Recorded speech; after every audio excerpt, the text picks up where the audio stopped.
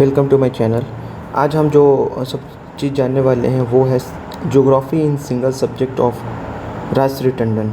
ठीक है, सर्टिफिकेट जो कोर्स होता है ना सिंगल सब्जेक्ट का, जो ज्योग्राफी से होता है आपका राजश्री टंडन के द्वारा, उसका जो है ये पेपर है जो कि अभी आपका यह फ़िलहाल में हुआ है, जो जून 2023 में इसका पेपर कराया गया है। तो सबसे पहले मैं इस पेपर को दिखाऊं, सबसे पहले मैं आपको सिंगल सब्जेक्ट के बारे में बता दूं कि किस तरीके के सिंगल सब्जेक्ट का पेपर होता है। देखिए, इसमें टोटल जो है 5 पेपर होते हैं। टोटल आपके 5 पेपर्स होते हैं। उन 5 पेपर्स में जो 3 पेपर होता है आपका जो है फर्स्ट ईयर में होता है, और सेकेंड ईयर में आपका 2 पेपर होता है।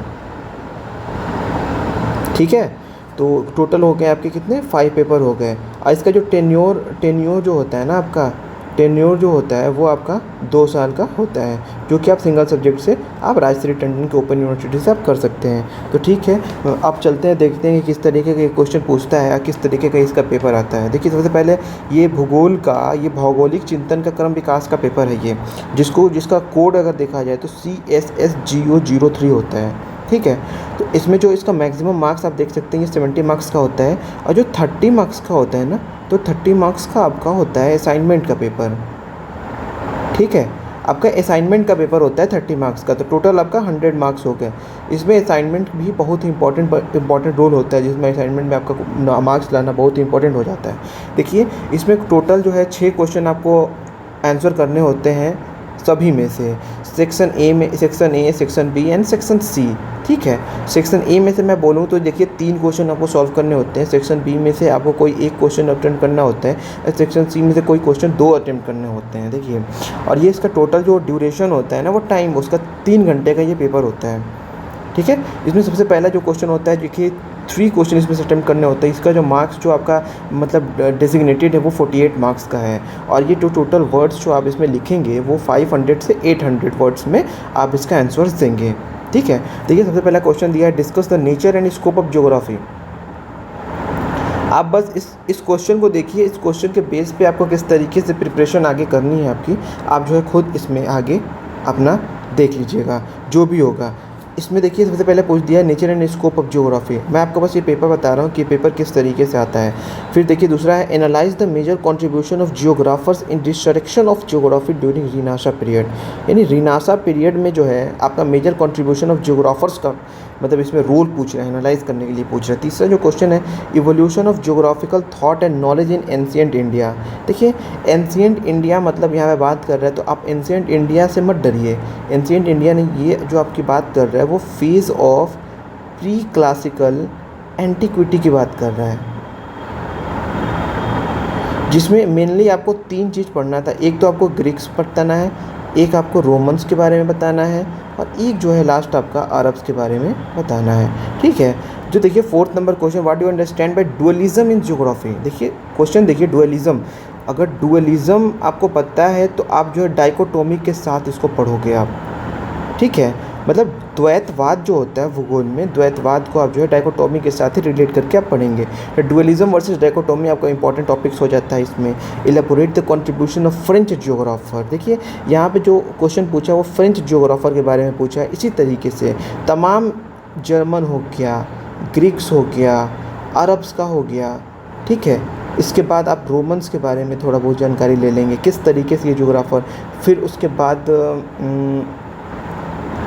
आप जो यूरोप में रीनासा जो पीरियड हुआ था वो किस तरीके से था। फिर आप डार्क एज के बारे में थोड़ा बहुत जानकारी कर लेंगे। फिर आप जो है रेडिकल ग्रुप का, जैसे कि ऑस्कर पास्कल वगैरह जिस तरीके से ये लोग आए, उसमें आप इस चीज़ को देख लेंगे। तो आप इन तमाम टॉपिक्स को इसके साथ रिलेट करके आप इस चीज़ को पढ़ सकते हैं। ठीक है, आप सेक्शन बी पे आते हैं। देखिए मार्क्स ये 10 नंबर का होता है, और इसमें जो वर्ड का लिमिट दिया है वो 150 टू 300 वर्ड्स में आपको आंसर्स देने हैं। इसमें देखिए पहला क्वेश्चन दिया है, contribution of Carl Ritter. Carl Ritter जब आप पढ़ रहे हो, जब भी आप कार्ल रिटर के बारे में पढ़ रहे हो, तो आप मैं कुछ और टॉपिक बता रहा हूँ, जैसे कि हमबोल्ट के बारे में भी आप पढ़ लें, आप जो है विदाल द ब्लास के बारे में भी पढ़ लें। ठीक है, बहुत सारे ऐसे फ्रेम मतलब हो गया, हंटिंगटन हो गए। ठीक है, ग्रीक जो फिलोसोफर है उसको आप पढ़ लें, जो मतलब अल मसूदी हो गया, जो अरब ज्योग्राफर्स हैं इनके बारे में आप पढ़ लें। मतलब प्लेटो हो गया, एरिस्टोटल हो गया। ठीक है। तो आप इन सारे चीज़ों के बारे में आप पढ़ सकते हैं। देखिए अब अगला है development of geography in Russia. ठीक है, आप इस टॉपिक्स को भी देखेंगे, किस तरीके से रशिया, यूरोप, एशिया, किस तरीके से south America, south and north America वाला जो पार्ट है, आप उसमें किस तरीके से डेवलपमेंट ऑफ ज्योग्राफी के बारे में आप पढ़ाई कर सकते हैं, देख सकते हैं। ये देखिए जो लास्ट जो क्वेश्चन होता है सेक्शन सी में, वो 12 नंबर्स का होता है और भी 2 क्वेश्चन को ये अटेम्प्ट करने होते हैं, 50 से 100 वर्ड्स में लिखने होते हैं ये। देखिए इसमें से पहला क्वेश्चन दिया है क्वांटिटेटिव रिवोल्यूशन, जो आपको पता होगा कि ये सेफर का ही दिया हुआ क्वांटिटेटिव रिवोल्यूशन है, जिसमें मेनली मॉडल मेकिंग पे ही बेस्ड था, वो मैथमेटिकल कैलकुलेशन पे। ठीक है, मैथमेटिकल कैलकुलेशन पे ये बेस्ड था। अब इसमें क्या था ना कि मतलब इसके जो क्वांटिटेटिव रिवोल्यूशन जब हुआ था तो उसके बाद से कई सारे जो है थ्योरी आ गए थे, जैसे कि वॉन थ्यूनन हो गया मॉडल हो गया, क्रिस्टलर प्लेस थ्योरी हो गया। ठीक है, तो ये सब तमाम चीज़ों का जो आपका ये सब जो मॉडल्स है, उस मॉडल्स के बारे में आपको पढ़ना होगा।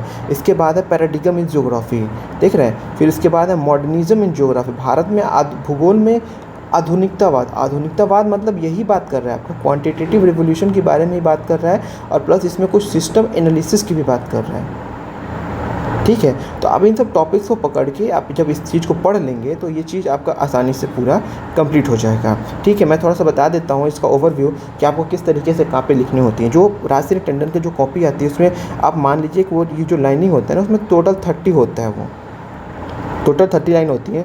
और 30 लाइन में इंटू 5 वर्ड्स या 6 वर्ड आप लिखते हैं तो एक पेज में आप जो है 150 से 200 वर्ड्स जो है आप लिख सकते हैं। तो आप इसी के हिसाब से देख लेते हैं, 4 जो पेज होता है इंटू 4, तो 150 इंटू 4 बराबर हो गया 600, यानी कि आप देखा जाए तो 4 गुणे 3 बराबर 12 पेज आप लिखेंगे आप जो है 500 टू 800 वाले वर्ड्स में।